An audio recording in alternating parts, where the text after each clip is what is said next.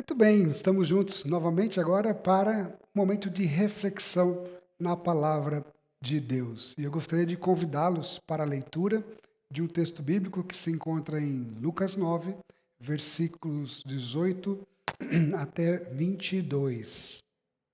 E o texto diz assim: Estando ele orando à parte, achavam-se presentes os discípulos, a quem perguntou: Quem dizem as multidões que sou eu? Respondeu-lhes João Batista, mas outros ainda diziam que ressurgiu um dos antigos profetas. Mas vós, perguntou eles, quem dizeis que sou? Então Pedro falou e disse: Tu és o Cristo de Deus.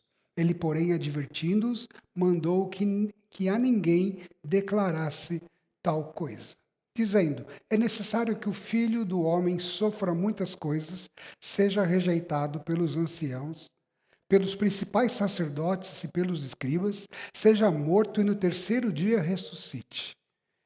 Então não conte nada a ninguém. Vamos orar. Senhor, fala conosco através desta palavra, desse texto que lemos no nome de Jesus. Amém. Quando eu era criança, eu gostava muito de assistir desenho animado, né? Passava as manhãs, ou as tardes, quando eu voltava da escola, assistindo desenho animado. E especialmente os desenhos de super-heróis. E até hoje eu lembro como começava o desenho do Super-Homem. Quem é da minha idade, um pouco mais novo, um pouco mais velho, vai lembrar. O Super-Homem aparecia voando no céu e as pessoas diziam: é um homem, é um pássaro, é um avião. E aí alguém respondia: não, é o Super-Homem ou Superman. Uma das curiosidades dessas histórias de heróis, né, da ficção, né, dos quadrinhos, é que tanto o Super-Homem como todos os demais super-heróis, eles têm uma identidade secreta. Eles são conhecidos como os heróis, mas eles têm uma identidade secreta. Por exemplo, o Batman. Quem é o Batman? O Batman é, na verdade, Bruce Wayne, a identidade secreta. E ele é um bilionário, um empresário, dono de uma grande corporação. E o Superman? O Superman é Clark Kent. E o que ele faz da vida? Ele é um jornalista do jornal, do periódico lá, Planeta Diário. Muito bem. E o Homem-Aranha? Qual que é o nome dele? Peter Parker. E ele é um estudante. Né? Ele é um estudante. O Homem de Ferro? O Homem de Ferro é o Tony Stark, outro empresário bilionário. Todos eles. A gente poderia aqui falar de todos os super-heróis. Segundo os entendidos de história em quadrinho, o motivo desses super-heróis manterem secreta a sua identidade, além de ser uma forma de preservarem a privacidade e terem uma vida normal quando não estão salvando o mundo, é também de protegerem as pessoas que eles amam das ameaças de seus inimigos e proteger a missão deles mesmos, de salvar a humanidade. Mas eles, num certo momento, acabam revelando a sua identidade, em algum momento da história, apenas para aquelas pessoas mais próximas, mais importantes, para quem eles amam. E no texto que nós lemos hoje, para nossa meditação, o verdadeiro herói da história da humanidade, Jesus Cristo, ele está revelando e reafirmando a sua identidade às pessoas mais próximas, às pessoas que ele ama, os seus discípulos. As multidões que viviam seguindo Jesus continuavam achando que ele era um super profeta poderoso, um rabino com poderes extraordinários, um sábio, mas eles não sabiam a verdadeira identidade de Jesus. Eles não haviam entendido ainda qual era a verdadeira identidade de Jesus, quem era Jesus de fato. Esse momento do texto que lemos, nesse momento Jesus reafirma a sua identidade aos seus discípulos. Esse texto ele acontece logo depois do texto que estudamos a semana passada, da multiplicação dos pães, na qual Jesus alimentou mais de 5.000 pessoas. A multiplicação dos pães marcou o fim do ministério de Jesus na região da Galileia. E esse texto da revelação da identidade de Jesus aos seus discípulos marca o início de uma jornada de Jesus na direção de Jerusalém, onde ele iria definitivamente cumprir a sua missão de salvar o mundo, a sua missão redentora, salvadora, e onde ele iria, de uma vez por todas, revelar a sua identidade para toda a humanidade, lá na cruz do Calvário. No trecho que nós lemos hoje, e nos trechos subsequentes, o que nós encontramos? Nessa jornada para Jerusalém, Jesus começa a ensinar aos seus discípulos, primeiro a respeito da sua própria pessoa, nos versículos 18 a 22 que lemos hoje. Mas na sequência, Jesus também vai falar sobre o seu sacrifício e vai ensinar sobre o seu reino. Mas o que me chama a atenção aqui nesse texto é que antes de seguir para Jerusalém, antes mesmo de revelar a sua identidade de maneira enfática aos seus discípulos, o evangelista João coloca Jesus no momento de oração. Jesus dedica tempo para a oração. No versículo 18, nós encontramos Lucas dizendo que estando ele orando à parte. É interessante isso. Sempre que Jesus esteve diante de momentos decisivos, ele dedicou tempo da sua vida para a oração. E após um tempo de oração e comunhão com o Pai Celeste, Jesus então se aproxima dos seus discípulos e ele faz a pergunta: quem dizem as multidões que eu sou? Eles têm visto os milagres, eles têm visto os sinais, eles têm me seguido, eles estão comendo os pães que eu multiplico. O que eles falam de mim? Jesus faz uma pesquisa de popularidade ou de conhecimento geral das pessoas. E eles respondem, os discípulos, que algumas daquelas pessoas achavam que Jesus era, na verdade, João Batista, que havia sido martirizado, mas que retornou. Outros achavam que Jesus era o profeta Elias, lá do Antigo Testamento, que não experimentou a morte, que sumiu, né? E dizem que ele foi levado aos céus por Deus, que teria voltado. Outros ainda achavam que ele era um outro profeta do passado que havia voltado. Todos tinham uma ideia equivocada ou reduzida, incorreta a respeito de quem era Jesus de fato. A multidão, as pessoas o viam o que ele fazia, viam os milagres, as curas que ele realizava, eles ouviam os ensinos de Jesus, mas não conheciam ainda a verdadeira identidade de Jesus Cristo. Após ouvir dos discípulos o que a multidão achava dele, aí ele se volta para os seus discípulos e ele faz a pergunta chave desse texto. E vocês? Quem dizem que eu sou? O que vocês acham de mim? O que vocês acham que eu sou? Pois mais importante naquele momento do que as multidões, do que a multidão pensava, era o que aqueles discípulos que o seguiam de perto pensavam a respeito dele. Jesus estava perto dos seus discípulos.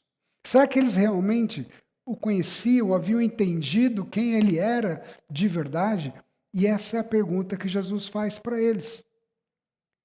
Nós fomos chamados para sermos discípulos de Jesus, para seguirmos Jesus de perto, não para sermos a multidão. Nós somos tirados da multidão quando nós, em algum momento da nossa vida, ouvimos a mensagem do Evangelho e acolhemos essa mensagem no nosso coração. Mas nós vivemos em um mundo em que muitas pessoas ainda ignoram quem é Jesus, não conhecem Jesus de fato. Eu já contei aqui uma vez uma experiência que tive almoçando sozinho no restaurante e uma mesa bem próxima de mim tinha um casal almoçando também. E quando você está sozinho no restaurante, você consegue ouvir o que está acontecendo ao seu redor. E uma conversa me chamou a atenção daquele casal. Eles falavam sobre um amigo comum que eles tinham e que tinha mudado radicalmente de vida. E a moça comentou com o companheiro que esse amigo agora estava seguindo um tal Jesus. Mas que ela não tinha ideia de quem era esse Jesus. E o companheiro respondeu: também não sei direito, mas acho que é algum líder de alguma seita religiosa. Eu sei, isso parece algo inimaginável em um mundo que teve uma forte influência do cristianismo, mas num lugar secularizado como o Canadá, onde moramos, tem muita gente que não tem a menor ideia de quem é Jesus, e não só aqui. Tem muita gente que, mesmo já tendo ouvido falar de Jesus, que até mesmo frequentam igrejas, ou frequentaram igrejas, às vezes têm dificuldades de entender quem realmente é Jesus. Outros têm apenas uma ideia do que ele seja. Até o admiram pelo que já ouviram ou leram a seu respeito, mas também não conhecem, de fato, quem é Jesus. As pessoas consideram alguns Jesus como um grande profeta que passou por esse mundo com uma mensagem de paz e amor. Muitos são até simpáticos a ele e o admiram como um grande líder. Apesar disso, não o conhecem ou não o aceitam a sua verdadeira identidade. Outros o veem como um mito que foi criado pela religião. Mas, se você prestar atenção, não é difícil nós encontrarmos em livrarias vários livros que tratam Jesus como um exemplo de um grande professor, de um grande psicólogo, até mesmo de um grande líder. Existem várias pessoas que, em cargos de gerências, estudam e aplicam os princípios de liderança de Jesus no mundo corporativo. Né? Mas isso tudo é baseado no que as pessoas ouvem a respeito de Jesus ou naquilo que elas realmente conhecem de Jesus. E a nossa relação com Deus, por isso que a pergunta que Jesus faz aos discípulos é fundamental. A nossa relação com Deus está diretamente relacionada com aquilo que nós acreditamos e entendemos que Jesus é. Assim, a pergunta que Jesus fez aos seus discípulos amados é fundamental e ainda hoje para nós. Quem vocês dizem que eu sou? Quem vocês dizem que eu sou? Essa é a pergunta. E a resposta para essa pergunta determina que tipo de relacionamento teremos com Jesus. Portanto, quem é Jesus para você? Você já respondeu? Você consegue responder essa pergunta? Qual que é a sua resposta? Quem é Jesus para você? Se para você ele for apenas um mestre, um profeta, um psicólogo, um mito, um líder exemplar, você jamais se relacionará com ele da forma plena que ele quer se relacionar com você. Nós vamos responder essa pergunta. Quem realmente é Jesus? Jesus é o Cristo de Deus. Pedro, ao ouvir a indagação de Jesus aos seus discípulos, declarou com convicção: és o Cristo de Deus. Portanto, a identidade secreta de Jesus era revelada e declarada por Pedro, que representava os seus discípulos. Eles estavam seguindo Jesus porque eles reconheciam que Jesus era o Cristo de Deus. Aqueles que estavam mais próximos haviam entendido quem de fato era Jesus. Sim, ele era também um mestre, sim, ele era um profeta, sim, ele era um líder com um poder incrível de liderança, sim, ele era o defensor da vida, um pacificador, mas acima de tudo, ele era o Cristo de Deus. E a palavra Cristo significa ungido. Jesus é o Messias que havia sido prometido por Deus para salvar o seu povo. Ao se revelar como Cristo, ele está dizendo: eu sou o Messias, eu sou o ungido, eu sou aquele que vocês esperam desde os seus antepassados, que foi prometido por Deus para vir ao mundo e libertar o seu povo, o enviado de Deus. E nós entendemos que ele, o Messias, o Cristo, Quando nós lemos as Escrituras e quando nós entendemos quem Ele realmente é, nós vamos descobrir que Ele é o próprio Deus encarnado. Deus prometeu enviar o Messias, e o Messias, na verdade, é o próprio Deus encarnado. É o Alfa, é o Ômega, é o princípio, é o fim, é o Logos, como João descreve no seu Evangelho.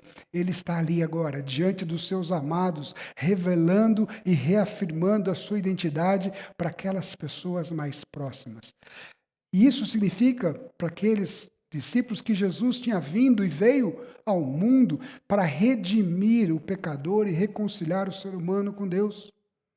E quando nós nos damos contas disso, percebemos que estamos diante do Deus Criador. Nos aproximamos diante dele, por causa disso, humildemente, pois estamos diante do autor e consumador da vida. Mas algo me chama a atenção nesse texto. Não sei se quando você ouviu a leitura, te chamou também a atenção. Assim que os discípulos declaram a sua convicção de que Jesus era o Cristo, Jesus faz uma advertência para eles. O que Jesus fala para eles? Jesus fala assim, versículo 21. Ele, porém, advertindo-os, mandou-os a ninguém declarassem tal coisa. E ele continua, dizendo, é necessário que o Filho do Homem sofra muitas coisas, seja rejeitado pelos anciãos, pelos principais sacerdotes e pelos escribas, seja morto e no terceiro dia ressuscite. Por que Jesus pede para os seus discípulos não revelarem estas coisas? Por que Jesus não podia ainda revelar a sua identidade a todos? Lembra quando eu falei dos super-heróis? Por que eles não revelavam a identidade deles? Para proteger as pessoas que o amavam e para proteger a sua missão? Assim também é com Jesus. Para começar, porque a sua identidade messiânica não poderia ser divorciada, desassociada da sua missão. Ou seja, se os discípulos saíssem anunciando que Jesus era o Messias, o Salvador, sem ele ter ainda redimido a humanidade, isso estaria desassociado. Eles não tinham como pregar as boas novas se Jesus ainda não tivesse morrido como ele falou que ia morrer e ressuscitado. Se ele não tivesse realizado ainda o seu ato redentor, então Jesus precisa preservar a sua missão. Jesus ainda precisa explicar isso para os discípulos. Jesus precisava ainda explicar para eles que o Messias que eles esperavam é um pouco diferente do Messias que Jesus era, porque havia uma expectativa de um Messias político, poderoso, que ia libertar politicamente Israel da opressão de Roma ou de qualquer outro inimigo, mas o que Deus estava fazendo não era só salvar Israel, Deus veio salvar a humanidade, o mundo, eu e você. E essa missão precisava ser cumprida. E os discípulos precisavam entender, e eles tiveram uma dificuldade enorme de entender durante o ministério de Jesus. E a gente vê isso quando eles pedem para descer fogo do céu para consumir os samaritanos que não receberam Jesus, e Jesus tem que falar, eu vim para salvar e buscar o pecador. Quando eles se rebelam, quando eles não acreditam, eles não entendem, eles só vão entender isso depois que Jesus morre e ressuscita. Aí eles entendem. Mas um segundo motivo para segurar ainda essa boa nova, a revelação da identidade de Jesus, é para preservar a missão, porque o povo judeu, eles esperavam sim um Messias. E se Jesus fosse pregado como Messias, como um curador, como eles viam Jesus como um curador, um homem poderoso, eles podiam querer usar Jesus para uma revolta contra o império e impedir assim a missão de Jesus. Se os apóstolos começassem a pregar que ele era de fato o Messias, isso poderia causar um levante contra Roma. E essa não era a missão de Jesus. A missão de Jesus era e é e continua sendo redimir o ser humano do seu pecado que o separa de Deus, que separa a criatura do Criador. Após a morte e ressurreição de Jesus, quando a missão foi cumprida, aí ele reuniu os discípulos, ele falou para eles agora, vão, Vão para todas as nações, para todos os lugares, e agora vocês podem anunciar que existe salvação, que eu sou o Messias. E o próprio Jesus os capacita com o poder do Espírito Santo para que eles anunciem as boas novas de salvação para todos os povos, para que eles pregassem que Jesus era o Messias, o Salvador. E todo aquele que crer na identidade de Jesus e confessar os seus pecados, sejam perdoados e salvos. João, o evangelista João, que viu todas essas coisas e que escreveu o seu evangelho, no final, ele também diz o seguinte. Não está aqui o texto, mas eu vou ler. Na verdade, fez Jesus, diante dos discípulos, muitos outros sinais que não estão escritos nesse livro. Estes, porém, tudo aquilo que eu registrei, do que Jesus fez, falou, ensinou, foram registrados para que vocês creiam que Jesus é o Cristo, o Filho de Deus, e para que, crendo, tenhais vida em seu nome. A questão sobre quem é Jesus permanece aberta para nós hoje, para toda a humanidade. E assim como no passado, muitos continuam admirando Jesus como um profeta, como um mestre, como um sábio, como um pacificador ou coisa parecida. Mas a coisa pega quando as pessoas são desafiadas a aceitar e acreditar que Jesus é o Cristo, o Deus encarnado, o único capaz de perdoar os nossos pecados e nos reconciliar com Deus. As pessoas têm dificuldade de aceitá-lo como Senhor e Salvador de suas vidas e de se submeterem ao senhorio dele. Mesmo Jesus tendo dito que o fardo dele é leve e que o jugo dele é suave. Mas o nosso relacionamento com Jesus só será significativo, pleno, verdadeiro, quando nós nos relacionarmos com Ele, com quem Ele realmente é. O Cristo de Deus, o Deus encarnado, que morreu no meu lugar para perdoar os meus pecados. Eu gosto muito, não é segredo para ninguém, eu sou fã da banda U2. Eu gosto muito do Bono Vox. E uma vez eu vi uma entrevista dele, acho que foi em 2006, para um congresso chamado Summit, o Bill Hybels. E ele falava sobre a experiência dele com Deus, sobre a conversão dele, sobre ele acreditar em Jesus. E ele falou uma coisa que eu já tinha ouvido de outras pessoas, mas eu ouvi da boca dele, isso me chamou a atenção. Ele falou assim, algo mais ou menos assim, ou Jesus é quem ele realmente disse ser, ou ele é o maior mentiroso da história. Porque ele disse que ele era Deus. Se ele não é Deus, ele é um maluco, ele é um doido, ele é um mentiroso. Ele não pode ser um pacificador, ele não pode ser um bom mestre, ele não pode ser um exemplo de nada. Então não existe opção, ou ele é quem ele disse ser, ou ele é um mentiroso. E eu prefiro acreditar que ele é quem ele disse ser. Ele é o Filho de Deus, ele é o Deus encarnado, ele é o Cristo. Um sujeito como esse teve coragem de falar uma coisa dessa em rede nacional. Por que eu vou ter vergonha de assumir que eu creio que Jesus Cristo é o Senhor, o Cristo, Deus encarnado? E crer nisso faz toda a diferença, porque somente quando a gente crê que Jesus é o Cristo e entregamos a nossa vida para Ele, confessamos o nosso pecado e somos perdoados, é que podemos ter um relacionamento pleno com Deus. E esse relacionamento está disponível para todos nós, porque Jesus continua salvando o pecador. Ele veio para buscar e salvar o pecador. E ele disse que ele vai voltar, mas quando ele voltar, ele vem buscar a sua igreja, ele vem buscar o seu povo. Portanto, vivemos nesse período em que o convite está aberto para todos aqueles que querem se relacionar com Jesus, sabendo de fato quem ele é. O Deus encarnado, Criador dos céus e da terra, que deu a vida por nós, pagou os nossos pecados e agora pode oferecer o perdão e a reconciliação. E não tem como não terminar essa mensagem perguntando: quem é Jesus para você?